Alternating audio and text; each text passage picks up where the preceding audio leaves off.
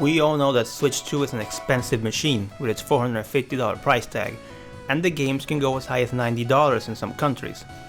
The gaming side of the internet as a whole seems to have united in criticizing these monetary decisions from Nintendo, even by spamming their live streams with phrases like lower the price, lower the price.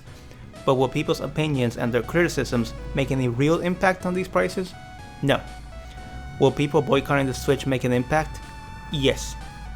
Will most gamers actually boycott the system? Probably not. Let's get into it.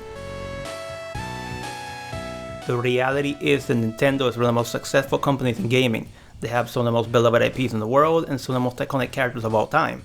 The reality is that if you show anyone a picture of Mario, even your grandma Mrs. Rossini, they will probably know who that is. The power and popularity of Nintendo is unparalleled.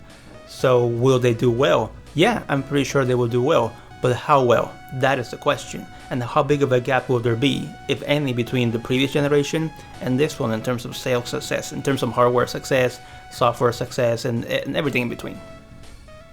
Time will tell. I'm going to use Sony as an example. The PS4 was a $400 machine when it came out. The PS5 was $500 when it came out in 2020.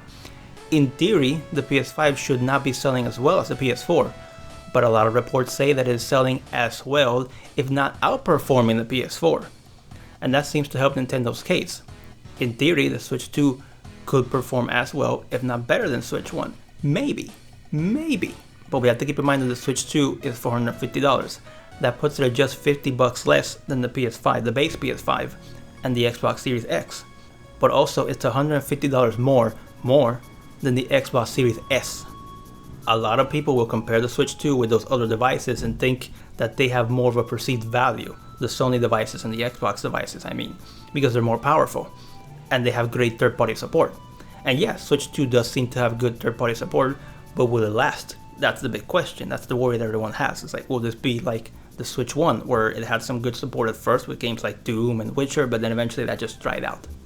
Aside from indies.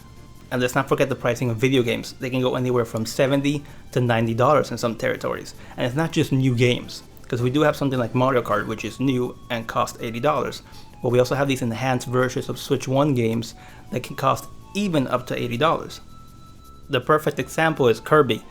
That's right, the Kirby remaster. I wouldn't even call it a remaster. The enhanced version of Kirby and the Forgotten Land is $80. And I'm not knocking on Kirby. I love Kirby. It's a great franchise. He's a great character. And I like that game. I have that game. It's a cool game. But $80 for a Kirby game. And that's $10 more than what supposedly Breath of the Wild and Tears of the Kingdom will cost, the enhanced versions. It sounds a little crazy, but it's true. It's like they're trying to get away with murder.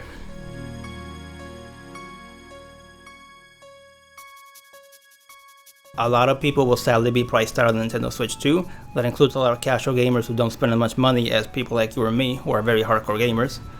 And that sadly includes kids, because a lot of parents are going to see that huge price tag and they're not going to want to get that for their kids. Maybe if they're lucky for Christmas, I don't know. But a lot of kids will not be getting a Switch 2. They'll get a Switch 1 instead.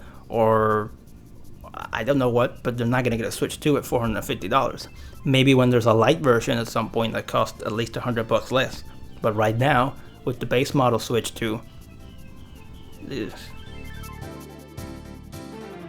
I wouldn't be surprised if we have some news coverage talking about how expensive the device is. Like, remember the controversy back in the 90s when Super Nintendo came out, and also N64, where we had parents, complaining that, why does my son need an upgrade to his Nintendo, or like, why are they selling this new machine? What's the difference? You'll see stuff like that everywhere.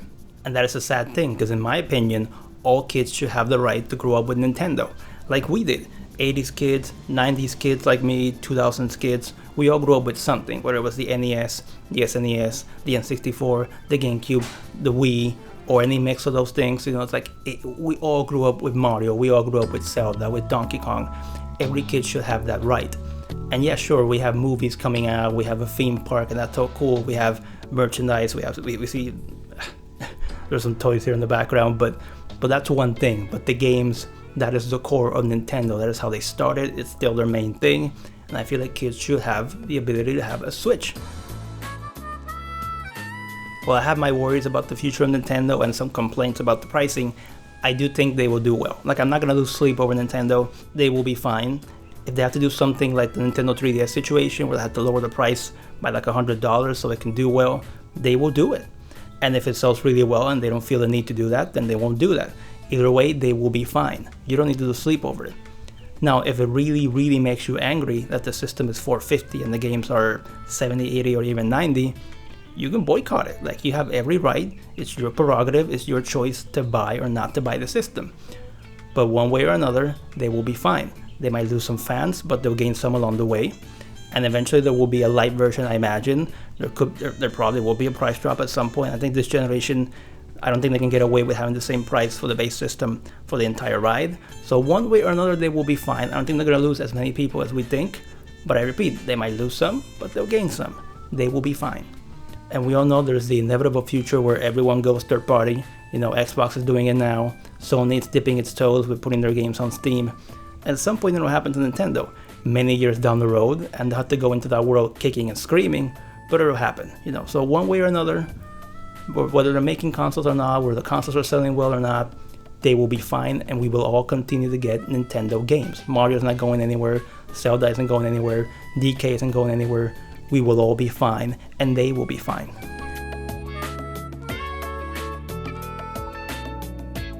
I want to thank everyone for watching the video, and if you enjoyed it, feel free to like, share, subscribe, all that good stuff. Follow us on Instagram, yada yada, etc, etc. But thank you for watching, and I will see you guys next time.